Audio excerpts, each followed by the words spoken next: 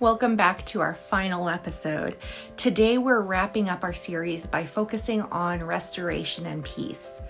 Falling victim to a scam can be devastating, whether financially, emotionally, or both. But I want you to know there is hope and there is a way forward. Let me share a story. There's a man in our community that fell for a phishing scam that drained his entire savings account. The scammer had posed as a bank representative, and in the moment, the man had believed he was protecting himself.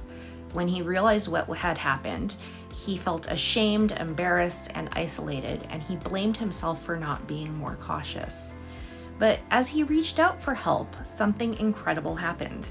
One of his friends helped him contact his bank, a family member helped him file a police report, and his church community supported him emotionally. Step by step, he began to rebuild. It wasn't easy, but it was possible. If you've been affected by a scam, I want to remind you of the words in Psalm 34:18. The Lord is near to the brokenhearted and saves the crushed in spirit. God sees your pain and walks with you through it.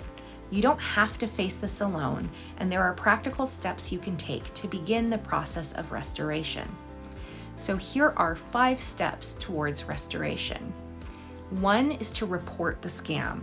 One of the first things to do is report the scam to the appropriate authorities. Start with your bank or credit card company.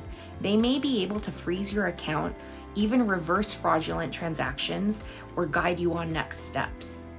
Reporting to the Federal Trade Commission, or FTC, helps the law enforcement to track down scammers and prevent others from falling victim. Reporting to local law enforcement. While not all scams can be investigated, a lot of them can. Filing a police report can help establish a record, and in some cases, it can lead to recovering stolen funds or pressing charges against the scammer. Every report you make strengthens the fight against scams, and it could protect someone else down the line. 2. Change your passwords. If any of your accounts were compromised, update your passwords immediately. Start with your email and then move out to other accounts. Make sure you use strong, unique passwords for each account, and consider enabling 2-factor authentication for added protection. This is also a great time to review all your online accounts and close any that you no longer use. Fewer active accounts means fewer opportunities for scammers to exploit. 3 is monitor your accounts. Keep a close eye on your bank statements and credit reports for unusual activity. Fraudulent charges or new accounts in your name are signs that your information might still be in use. Set up fraud alerts with your bank and credit agencies. These alerts notify you if there's suspicious activity on your accounts, and it gives you a chance to act quickly. 4, lean on your community. Scammers rely on fear and isolation to manipulate their victims. Sharing what happened with trusted friends or family members can lighten the emotional burden and provide practical help. Your community can support you in many ways, whether it's helping you file reports, offering a listening ear, or praying with you. Don't hesitate to reach out. As Galatians 6:2 reminds us, carry each other's burdens, and in this way you will fulfill the law of Christ. 5, give yourself grace.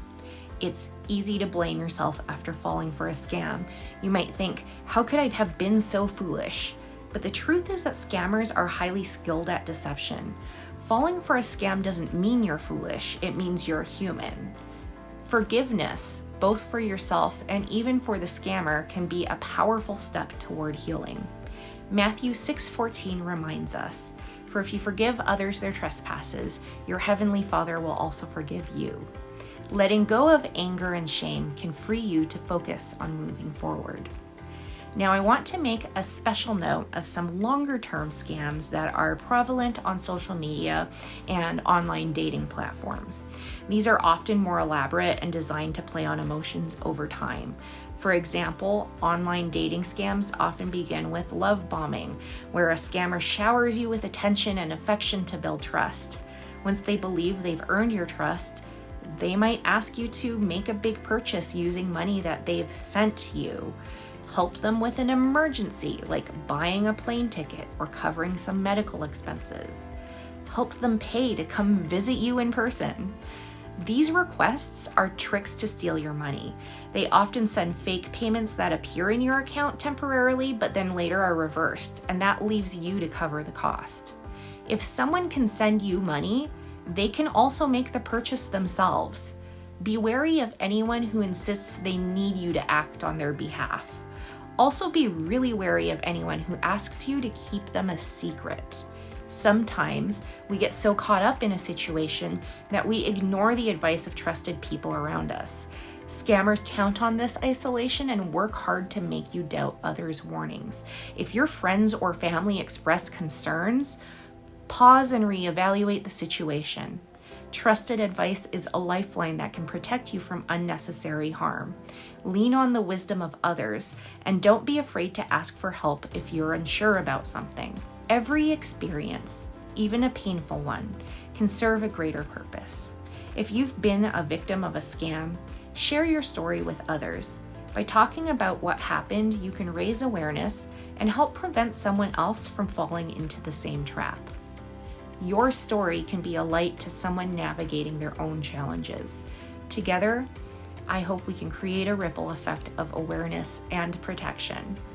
As we close this series, I want to leave you with one final thought. You have the power to make informed choices and protect yourself and others. Scams are a reality, but with knowledge, vigilance, and faith, we can stand strong against them. 1 Thessalonians 5:6 says, "So then let us not sleep as others do, but let us keep awake and be sober." Keep your eyes open, be aware, and be vigilant. Thank you for joining me on this journey. I hope these lessons have equipped and